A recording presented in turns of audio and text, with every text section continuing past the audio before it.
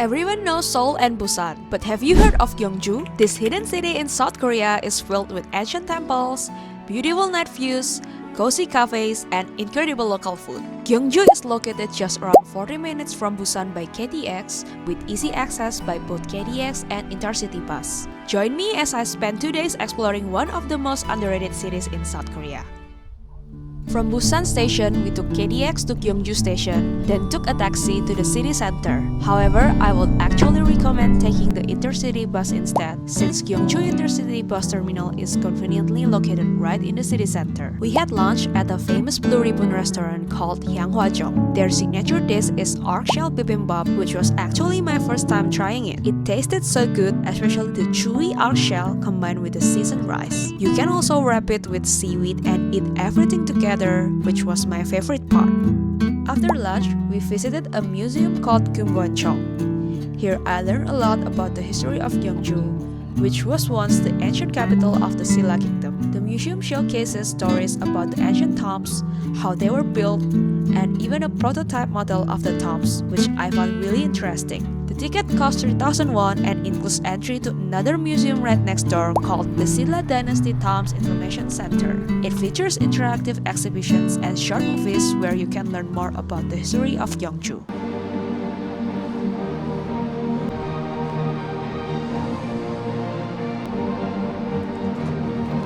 At night, we visited Cheomseongdae Observatory, one of the most iconic landmarks in Gyeongju. Built during the Silla Kingdom in the 7th century, it is known as one of the oldest astronomical observatories in the world. If you visit in the evening, you can also catch the light show here. The show usually runs 3 times a night at 6:30, 7:30, and 8:30 p.m. But make sure to double check the schedule online before visiting.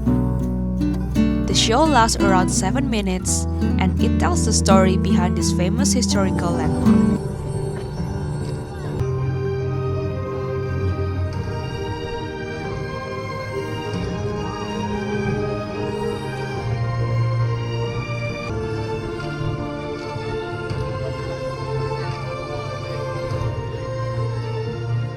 After the light show, we walked across the park for around 15 minutes to visit another famous night view spot, Donggung Palace and Wolji Pond.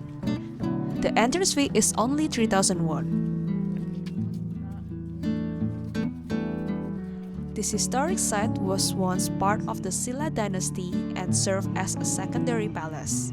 The place gets especially crowded at night because everyone comes to see the beautiful illuminated palace reflected on the pond. You can also see the reflections of the trees on the water, which makes the whole atmosphere feel even more magical at night.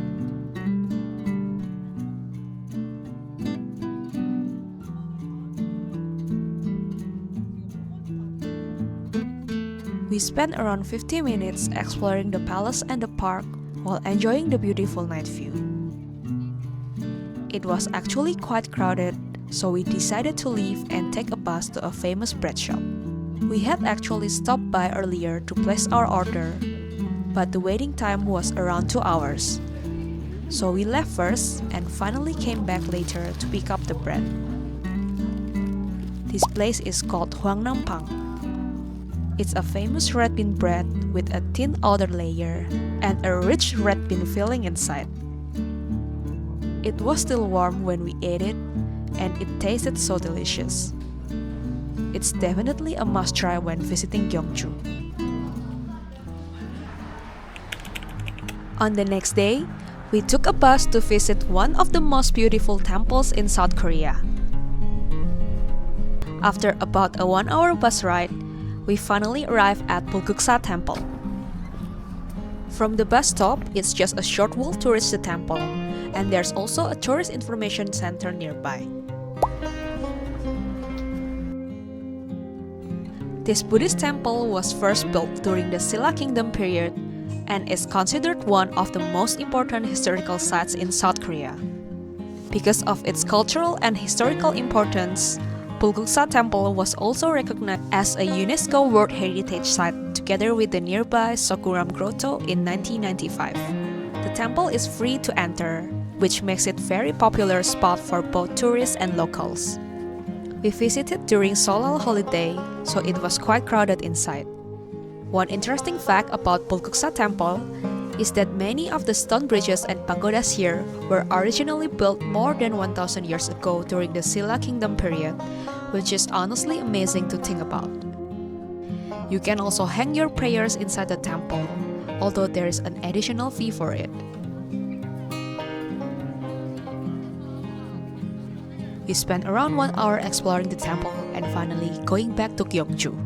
We had lunch at Baengnyeon Sonnim, a popular restaurant known for its traditional bulgogi set meals served in a home-cooked Korean style. The set comes with lots of side dishes, soup, and vegetables, making it feel like a very complete meal. The bulgogi was really flavorful and delicious, and I would definitely recommend trying this restaurant if you visit Gyeongju. After lunch, we visited a popular Hanok-style cafe called Do Not, located just across from the Hwangnam-bbang tomb complex. We ordered some pastries and a matcha latte, which I really enjoyed. The bread was super soft and delicious. I would also recommend sitting on the second floor, where you can enjoy the view through the large window facing the tomb complex. It was a sunny winter day in Gyeongju, and everyone was out enjoying the weather. After that, we walked for about 15 minutes to reach another landmark in Gyeongju, Woljeonggyo Bridge. This bridge was originally built during the Unified Silla period, but it was burned down during the Joseon dynasty. After historical research, it was rebuilt in April 2018, and it is now become the largest wooden bridge in Korea. On the second floor, there is a small exhibition space that shares the history of the bridge. For a full view of the bridge, you can walk along the stone pathway by the river just across from it. The bridge is especially beautiful at night, so if you can, it's worth visiting after sunset.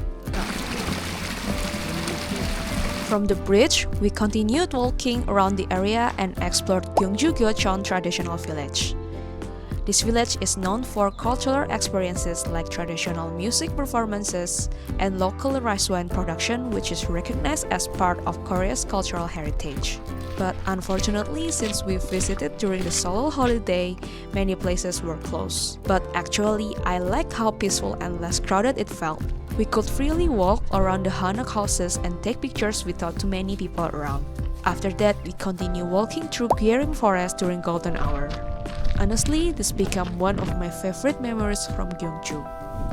Seeing the ancient traditional scenery during sunset felt so peaceful and beautiful. We kept walking until we reached the Cheomseongdae Observatory area to enjoy our final sunset in Gyeongju.